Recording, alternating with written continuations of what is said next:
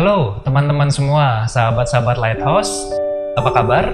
Kiranya kabar baik selalu menyertai teman-teman. Ya, video ini dibuat di dalam konteks kita sedang mengalami epidemi dari virus corona COVID-19. Ya, kita semua berada dalam situasi yang tidak mudah saat ini. Bisa jadi kita mengalami rasa takut, kecemasan, was-was, dan juga rasa tidak nyaman.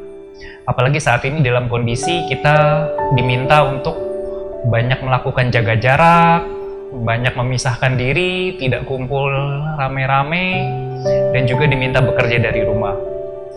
Nah teman-teman, bagaimana kita bersikap terhadap situasi sulit ini?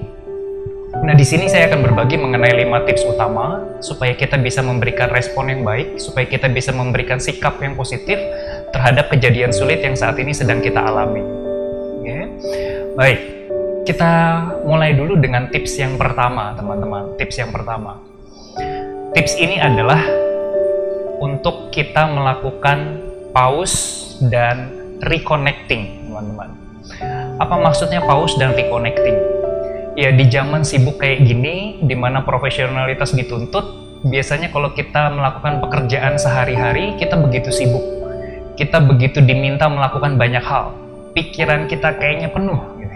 Mau deadline, email, ketemu customer, melakukan meeting, dan lain sebagainya. Pikiran kita bisa jadi penuh. Nah, di momen-momen kayak gini penting banget bagi kita untuk melakukan yang namanya pause, alias berhenti sejenak. Kita sudah terbiasa untuk melakukan hal-hal yang dengan cepat, dengan produktif, karena memang itulah tuntutan zaman now. Tapi jarang bagi kita untuk melakukan proses yang namanya pause dan berhenti sejenak. Nah, momen seperti ini sebenarnya baik bagi kita untuk melakukan pause dan berhenti sejenak, dan kemudian melakukan reconnecting.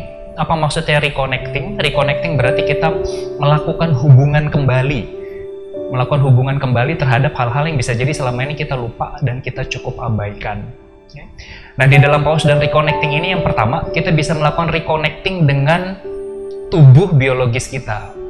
Nah, ini adalah momen yang baik bagi kita untuk kembali ingat hal-hal basic, hal-hal fundamental terkait kesehatan. Kita diminta untuk cuci tangan, kita diminta untuk menjaga kebersihan, kita diminta untuk makan makanan yang sehat, kita diminta untuk jaga supaya fisik kita tetap fit, supaya kita bisa punya imunitas terhadap virus corona. So, ini waktunya yang baik bagi kita untuk melakukan reconnecting terhadap aktivitas fisik tersebut.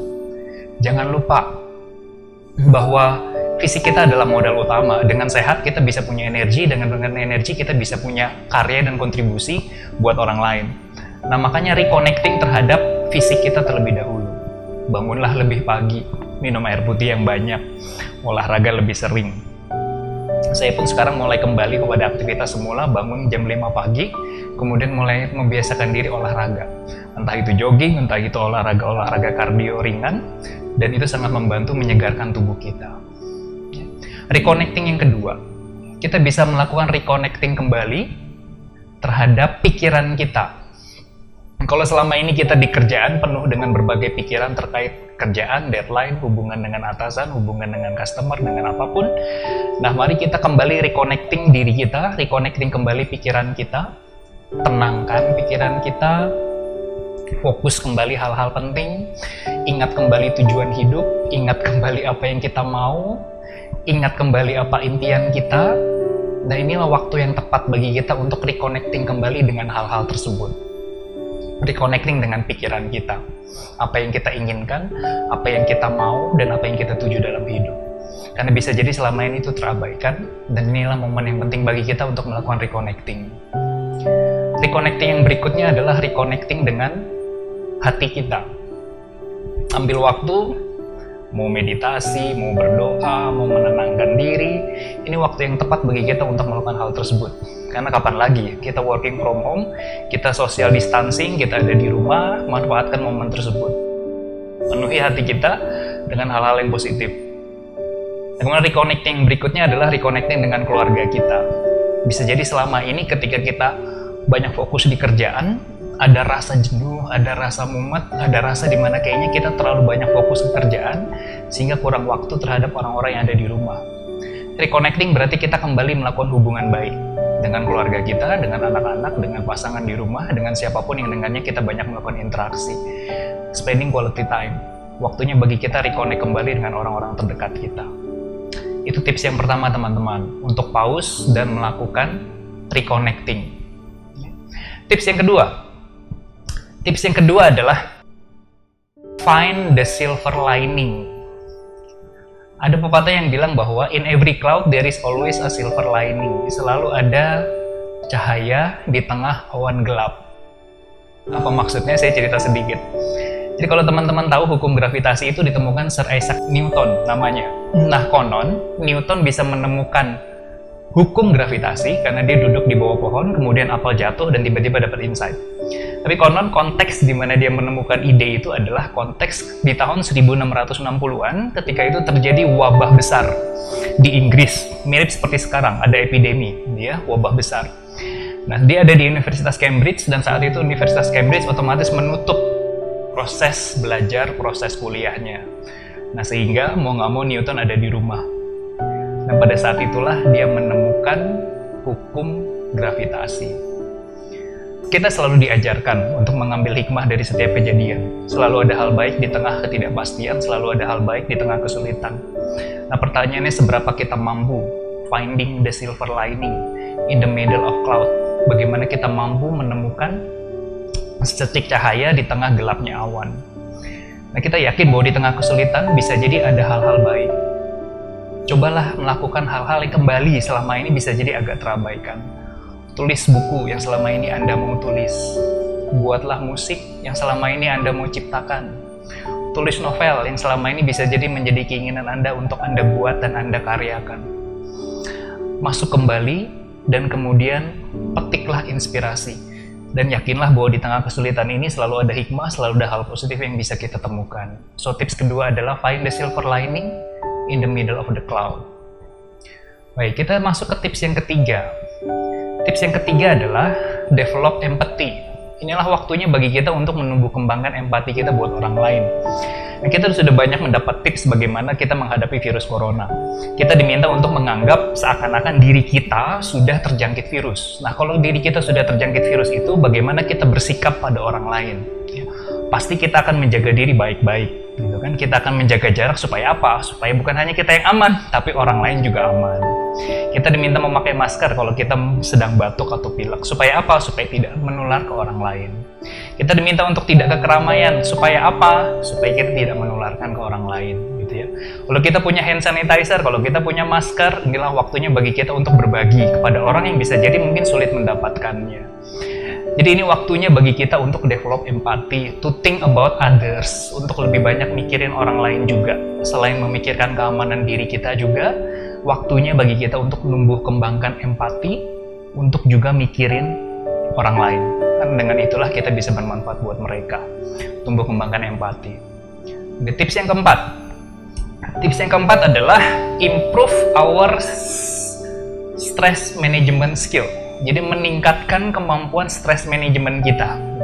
Jadi kemampuan memanajemen stres itu adalah sebuah skill, sebuah keterampilan, kita bisa melatihnya.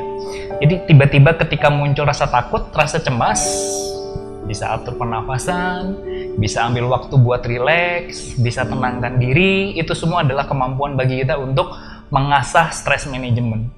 Kalau kita terampil mengasah stress management, di momen-momen seperti ini, kita bisa berhasil di masa depan ketika kita menghadapi situasi stres serupa. Ya. Nah teman-teman, bagaimana menjaga dan meningkatkan stress management skill kita? Banyak hal yang bisa kita lakukan. Ya, secara personal, bisa dengan lebih banyak fokus kepada hal-hal yang positif, gitu ya. Bahwa kita melihat bahwa di tengah wabah virus corona, di tengah banyak yang menjadi korban, kita juga bisa melihat banyak yang sudah sembuh, gitu. Jadi kita bisa punya proporsi yang seimbang untuk melihat secara lebih rasional. Karena apa yang membuat kita cemas? Karena bisa jadi kita tidak melihat sesuatu secara rasional. Jadi salah satu tips bagaimana kita meningkatkan stress management skill kita adalah dengan melihat dan memandang sesuatu secara rasional dan juga proporsional. Tingkatkan kemampuan stress management kita supaya kita makin ahli dan jago, supaya ke depan ketika kita menghadapi situasi yang stressful, lebih gampang buat kita untuk menghadapinya, teman-teman. Ini tips yang terakhir adalah Cultivate hope, tumbuh kembangkan harapan. Di tengah ketidakpastian butuh orang-orang yang terus bersuara, menyuarakan hal-hal yang positif. Tebarkan optimisme. Ajak teman-teman untuk melihat hal positif yang sudah terjadi. Bagaimana di negara lain, di Cina misalkan, sudah terjadi penurunan yang drastis, bahkan para ahli-ahli kesehatan sudah dikirim ke negara lain untuk membantu. Tandanya apa? Tandanya bahwa ada satu negara yang sudah berhasil. Negara yang lain pasti akan mengikuti. Begitu pula di Indonesia. Kita optimis dan kita positif bahwa kita pasti mampu berhasil melewati ini semua. Nah, itu semua butuh harapan. Dan siapa lagi yang bisa menumbuh kembangkan harapan kalau bukan kita? Di dalam pembicaraan hal-hal sederhana terkait dengan coronavirus, kalau kita ngobrol dengan keluarga kita, dengan teman-teman kita, ajak mereka untuk melihat hal yang positif secara rasional, supaya kita bisa menumbuh kembangkan harapan di tengah ketidakpastian ini. Baik teman-teman, itu 5 tips utama yang saya bagikan, dan kiranya bisa bermanfaat bagi kita di tengah situasi yang tidak pasti ini, di tengah situasi yang tidak mudah buat kita. But we are all in this together. Kita semua berada di sini bersama-sama untuk saling help, untuk saling nolong, untuk saling support. Dan kita yakin semua akan pulih kembali, dan kita bisa kembali kontribusi dengan produktif untuk sama-sama berkarya di tempat kita masing-masing untuk manfaat bagi banyak orang. Terima kasih sudah menonton teman-teman, dan kiranya tips ini bisa bermanfaat untuk Anda. Jangan lupa untuk boleh sharing jika video ini Anda merasakan ada manfaatnya. Silakan boleh sharing ke teman-teman yang lain. Terima kasih sudah menonton. Salam dari saya, Erik Iskandar dari Lighthouse Trading. Thank you.